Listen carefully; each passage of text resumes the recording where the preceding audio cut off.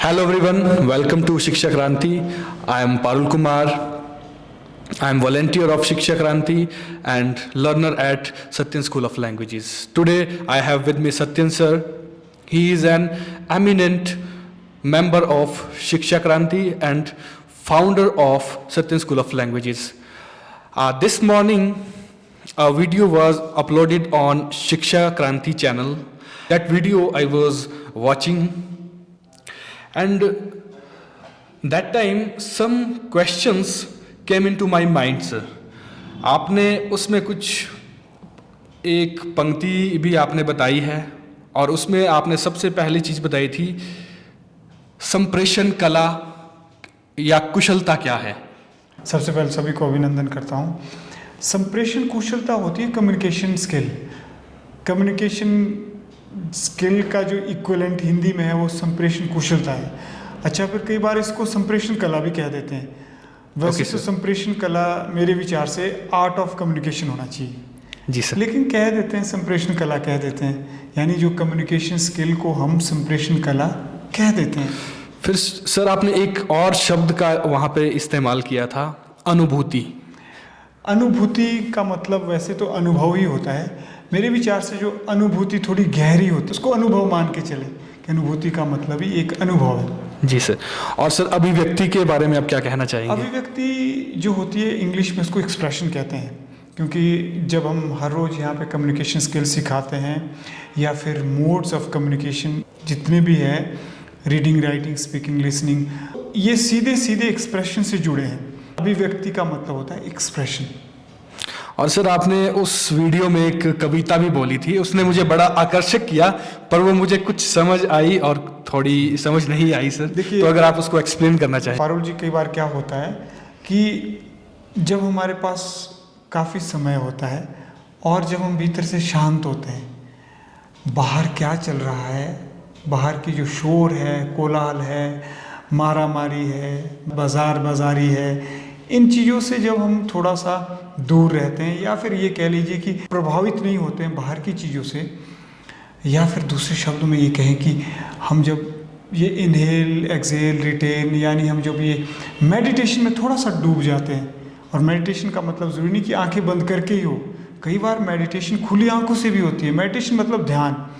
तो उस ध्यान की अवस्था में हमें ऐसी चीज़ें महसूस होती हैं, हमें लगता है जिनको कि हमें अभिव्यक्त करना चाहिए, और जब हम उनको अभिव्यक्त करने के लिए अर्थात शब्दों में बयां करने के लिए, एक्सप्रेस करने के लिए बैठ जाते हैं, तो कहीं ना कहीं हमारे शब्द कम पड़ जाते हैं। तो एक दिन मेरे साथ ऐसा ही हो रहा था कि मैं कुछ महसूस कर रहा था, बड़ी प्रकृति के सौंदर्य में, प्रकृति के समीप अकेला था, तो काफ़ी कोशिश की कि मैं उन अनुभवों को, उन भावों को शब्दों में पिरोऊं, लेकिन मैं ऐसा नहीं कर सका। फिर मैंने छोड़ दिया। फिर मैंने कोशिश की और उस कोशिश के अंतराल मुझे वो चीज़ें तो मैं एक्सप्रेस नहीं कर पाया, लेकिन कुछ और ही मेरे सामने पोइट्री आ गई, पोएम आ गई, जो आप कह रहे हैं, कुछ कविता की चंद पंक्तियाँ उस वीडियो में कही होंगी जिस वीडियो की आप बात कर रहे हैं। हकीकत सत्यन, यानी जो सत्यन की हकीकत है, यानी जीवन की जो हकीकत है, दिल की हकीकत है, माना हकीकत सत्यन शब्दों में कही नहीं जा सकती, मगर कोशिश बयान से भी तो ना नहीं की जा सकती। यानी बयान समझते आप? बयान, व्याख्यान, एक्सप्रेस करना, तो वो एक्सप्रेस करने की कोशिश से भी तो ना नहीं की जा सकती। फिर आगे कुछ लिखा था, इस तरह से था कि जो कही जा सके वो अभिव्यक्ति होगी, जो नहीं कही जा सकती यानी जो छूट जाती है वो अनुभूति ही रह जाती है। तो वो अनुभूति का मतलब है फिर वो अनुभव ही है। क्योंकि जब आप बैठे मजबूर हो जाते हैं कि विचार कहाँ से आ रहे हैं और कहाँ जा रहे हैं, यानी आप विचारों के इस ऊहापोह में उलझ से जाते हैं और एक स्पष्टता भी आपके सामने आती है कि ये जो दिमाग है, ये ब्रेन है, ये मटेरियल है, लेकिन इसमें चेतना कहाँ से आ रही है, कॉन्शियसनेस कहाँ से आ रही है, जिसको हम स्पिरिचुअलिज्म कहते हैं, जिसको हम स्पिरिचुअलिज्म से जोड़ते हैं। तो जो विचारों के आने की प्रक्रिया है वो चेतना है, वो कॉन्शियसनेस है, तो एकदम से कहीं से आती हैं और वो किस तरह से हमें अनुभव दे जाती है, अनुभूति दे जाती है। फिर हम क्या कर सकते हैं, फिर हम प्रयास कर सकते हैं कि उस अनुभव को या उस अनुभूति को अभिव्यक्ति दें, यानी एक्सप्रेशन दें। So whatever we feel at the time और whatever we feel, we want to give expression to that. So if you are good at expressing yourself, if you are good at communication skill, your ideas, your thoughts, your feelings will find expression. If you're not, हो सकता है फिर वो expression ना आप दे सकें। तो यह अनुभूति से यही कहने का मतलब है कि अनुभूति का मतलब है जो आप एक्सपीरियंस करते हैं, डीप एक्सपीरियंसेस, हो सकता है deep down your heart, deep down your soul, deep down your being, वो क्या हलचल होती है। तो अब आप समझे जी जी सर कि अनुभूति क्या होती है। वो एक तरह से एक्सपीरियंस है। बिल्कुल एक्सपीरियंस है सर। और सर संप्रेषण कला है जो, उसको हम कैसे बढ़ाएं सर, उसमें हम निपुण कैसे बने? देखिए पारुल जी, बहुत अच्छा प्रश्न आपने पूछा है। और जितने ये व्यूवर्स हैं या जो हमारे सीखने वाले युवा मित्र हैं, मैं इनसे भी कहना चाहूँगा कि जो संप्रेषण कला होती है, मेरे विचार से कला थोड़े समय बाद आती है। कला के लिए थोड़ी सी साधना करनी पड़ती है जी। पहले तो हमें कुशल होना चाहिए, कुशलता आनी चाहिए। यानी मान लीजिए संप्रेषण कुशलता को सीखना चाहिए।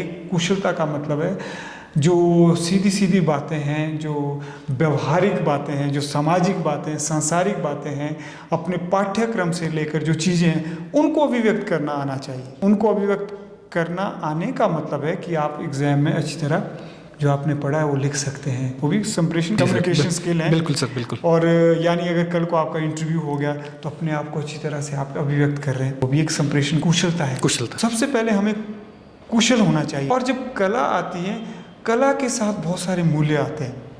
मान लीजिए अगर आपको संप्रेषण कुशलता आ गई तो पारुल जी आप योग्य हो जाएंगे, अपनी बात सीधे सपाट शब्दों में रखने के योग्य हो जाएंगे। और लेकिन जैसे जैसे आपकी, हो सकता है आपके अनुभव गहरे हो सकता है आपने बहुत सारे लोगों के अनुभव पढ़े हो और आपके मन में विचार आया कि क्या मैं एक पुस्तक लिख सकता हूँ, तो फिर आपको कहीं ना कहीं आर्ट ऑफ राइटिंग आना चाहिए, यानी आर्ट ऑफ कम्युनिकेशन आनी चाहिए। तो संप्रेषण कला धीरे धीरे आती है। सबसे पहले हमें संप्रेषण कुशलता आनी चाहिए, यानी हमें योग्य होना चाहिए।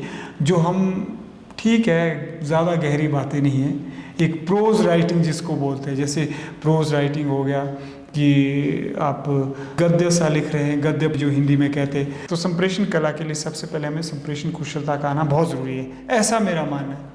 जी मुझे सर बहुत अच्छे से समझ आ गया। मैंने वो वीडियो देखी है और मैं आप लोगों से भी चाहूँगा कि वो वीडियो देखें और फिर ये वाली वीडियो हमारी देखें। आपको बहुत अच्छे से संप्रेषण कुशलता कला के बारे में आपको पता लगेगा सर। और अगर हमने अपनी संप्रेषण कुशलता को जैसे बढ़ाने के लिए हम कोई ना कोई बुक्स तो पढ़ते ही है, तो आपको ये रिकमेंड करना चाहे, देखिए इस स्किल को बढ़ाने, कम्युनिकेशन स्किल को बढ़ाने के लिए? मुझे लगता है कि कम्युनिकेशन स्किल को दुरुस्त करने के लिए सबसे पहले तो हमें कोई भी ग्रामर की पुस्तक पढ़नी चाहिए और सहायता लेनी चाहिए आसपास लोगों की, शिक्षक की। लेकिन साथ ही साथ मैं यह भी कहना चाहूँगा कि एक जो पुस्तक होती है, कभी वह एक अच्छे शिक्षक का स्थान नहीं ले सकती, या कह लीजिए कि जो एक पुस्तक है या यूट्यूब मटेरियल है, they can not supplant a good teacher, they can not take the place of a good teacher, however the best material that may be, however the best book that may be. तो कहीं ना कहीं हमें शिक्षक को खोजना बहुत ज़रूरी है, क्योंकि जो आपके ऊपर शिक्षक काम कर सकता है शायद वो बुक ना करें। इसका मतलब ये नहीं कि पुस्तकें नहीं पढ़नी चाहिए। तो कम्युनिकेशन स्किल में मैं इतना प्रभावित किसी किताब से नहीं हुआ कि मैं रेकमेंड करूं। शायद हो सकता है अतिशयोक्ति हो सकता है एग्जैजरेशन हो, और लेकिन मेरे लिए तो ऐसा ही है। मैंने बहुत सारी कम्युनिकेशन स्किल से रिलेटेड पुस्तकें पढ़ी, लेकिन मैं कभी कम्युनिकेशन स्किल रिलेटेड से कोई ऐसी पुस्तक हो जिससे मैं इतना प्रभावित हो जाऊं कि मैं आपको रेकमेंड करूं। मैं फ़िलहाल तो यही कहूँगा कि आप बस खोज करते रहें, जो यहाँ वहाँ जो आपको चीज़ें मिल रही है, कोई भी पुस्तक आपको मिलती है कुछ ना कुछ को दे के जाती है, कम्युनिकेशन स्किल से रिलेटेड पढ़ें। उससे भी ज़रूरी है कि आप अपनी भाषा को परिमार्जित करें, यानी थोड़ी फाइन करें, रिफाइन करें, और ग्रामर ज़रूर सीखें। जी सर। क्योंकि जब हम भाषा व्याकरण की सहायता से सीखते हैं तो हमारी जो वाणी है वो शुद्ध होने लगती है, परिमार्जित होने लगती है, हमारी जो स्पीच है वो उसकी क्लेंजिंग होती है। तो जी सर। ग्रामर को आप बाईपास ना करें। मैं ये नहीं कह रहा हूँ कि ग्रामर में आप इतने डूब जाएं कि वो बाधा बने आपके एक स्वाभाविक तौर पर जो भाषा सीखते हैं उसमें। Learn grammar but don't let grammar become the hurdle in the way of the natural progression of learning a language. Okay, It sir. should not become hurdle in fact. लेकिन हाँ ये सही है कि ग्रामर ज़रूर सीखें आप जब भी आप भाषा सीखें। जी सर, लास्ट में कुछ कंक्लूड करना चाहेंगे आप? प्लीज़ मैं लास्ट में ये कहना चाहूँगा कि पारुल जी, जिस तरह से आप प्रश्न पूछते हैं और जिस तरह से आप संप्रेषण कुशलता को सीख रहे हैं और संप्रेषण कला की ओर जा रहे हैं, आपको मैं शुभकामनाएं देता हूं। और आप Thank you, sir. मैं कहूँगा कि आप एक प्रेरणा है उन सभी युवाओं के लिए जो शिक्षा क्रांति मंच पर कम्युनिकेशन स्किल सीख रहे हैं और कम्युनिकेशन आर्ट सीखना चाहते हैं और अपने करियर का निर्माण करना चाहते हैं और सेल्फ रियलाइजेशन की यात्रा करना चाहते हैं, यानी आत्मबोध की ओर जाना चाहते हैं। तो उनके लिए आप एक बड़ा प्रेरणा का स्रोत हैं। तो आपको साधुवाद, आपको बधाई। थैंक यू आप इसी सर। तरह से पूछते आएँ और यह बिल्कुल भी जब आप इस वीडियो को चैनल के माध्यम से जब देखें तो उसमें ज़रूर देखें कि मुझे कहाँ इम्प्रूव करना है और मैं क्या कुछ इम्प्रूव कर सकता हूँ। लेकिन आपने इस बात से प्रभावित नहीं होना है कि शायद मैं अच्छा बोल सकता था, मैंने ये गलत बोल दिया, अब ये वीडियो नहीं डाली जानी चाहिए थी, ये पोस्ट नहीं की जानी। जी सर। जो ऐसे विचार आते ही है, क्योंकि स्वाभाविक है। ये जो आपकी युवावस्था होती है, ये युवावस्था एक आदर्श की अवस्था होती है। यूथ जो है आइडियलिस्टिक होता है कि मुझे परफेक्ट चाहिए और होना भी चाहिए। लेकिन कई बार क्या होता है, वो परफेक्शन सबसे बड़ी बाधा बन जाती है सीखने की। हम कहते हैं कि जब हम बहुत अच्छे बनेंगे तभी हम मंच पे जाएंगे, जब हम बहुत ही अच्छा बोल जाएंगे तभी ऐसा होगा। तो इस चीज़ के प्रति आप ध्यान रखें। बिल्कुल सर। इस चीज़ को बाधा ना बनने दें। आप स्वीकार करें कि मेरा यह स्तर है और मेरी यहाँ कमियाँ हैं और मुझे इन कमियों को दूर करना है और एक दिन मुझे अच्छा वक्ता बनना है, अच्छा स्पीकर बनना है, जर्नलिस्ट बनना है और सोशल इश्यूज़ को आगे ले जाना है। मुझे सिर्फ अपना ही नहीं बल्कि अपने समाज का, अपने देश का, अपनी दुनिया का भी कल्याण करना है। Thank you so much, sir, for explaining thoroughly whatever I asked. And thank you so much, viewers, for connecting with us and watching our videos. And if you think our video is worth, you can subscribe to our channel. And thank you so much for connecting with us. Jai Hind, Jai Bharat, Jai Vishwa.